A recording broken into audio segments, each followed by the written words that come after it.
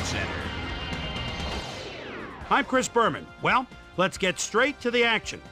In our first game this week, we had the Panthers put on a display and win by 21 points. Eugene Wilson stepped it up this week and gave his team some added firepower for the win. Well-dressed Amani Toomer had over 50 yards receiving and helped his Giants beat the Vikings. Up in the Windy City of Chicago, we had the Bears ending up on the wrong end of an 8-point game. In a long-standing AFC rivalry, we had the Steelers win their 4th game of the year.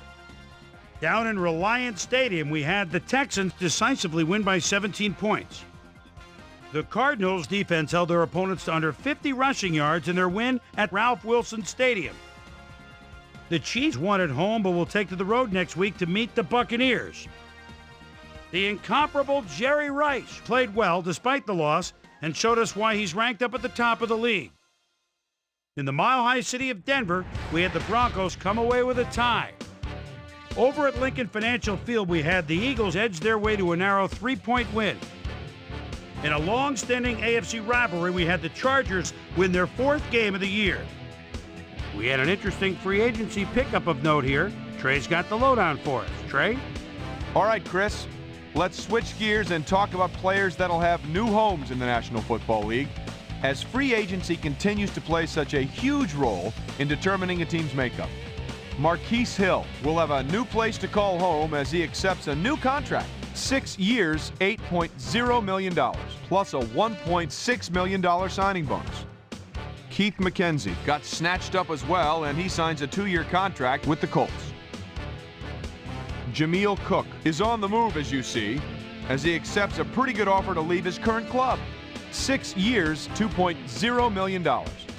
Leon Joe is also on the move as he signs a robust 5-year contract with the Redskins. The Dolphins' defense held their opponents to under 50 rushing yards in their win at Giant Stadium. And last but not least, we had the Cowboys come away victorious. All right, Boomer, thanks. In front of you, we've got the AFC Infirmary Report. And as you can see, they were hit hard this week. Tony Gonzalez won't see action for a while, so this offense is going to have to make do without him. He's suffering from a pulled calf muscle, and that'll keep him out for 4 weeks. In front of you, we've got the NFC list.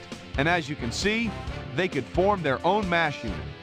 Peter Sermon sticks out on this list as one of the more costly injuries.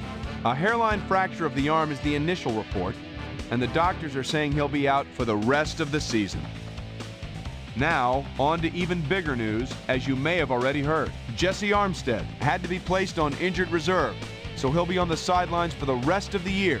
Just a key blow to the heart of this defense. Now the big story of the day. Trent Green is going to find himself on the shelf, and that will be a major blow to his team. So that'll do it for now. Chris, let's send it back to you. Welsh is another guy that's starting to draw a lot of attention. Teams looking for a bookended tackle would be well served to look his way. Not only is he fluid with his blocking, but he also has great explosiveness and mobility. So that'll do it for now, but expect there to be plenty happening between now and April.